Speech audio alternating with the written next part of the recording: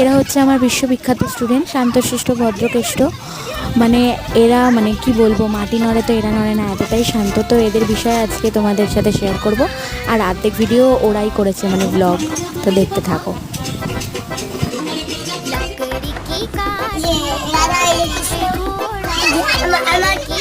আমাদের মেন দাদা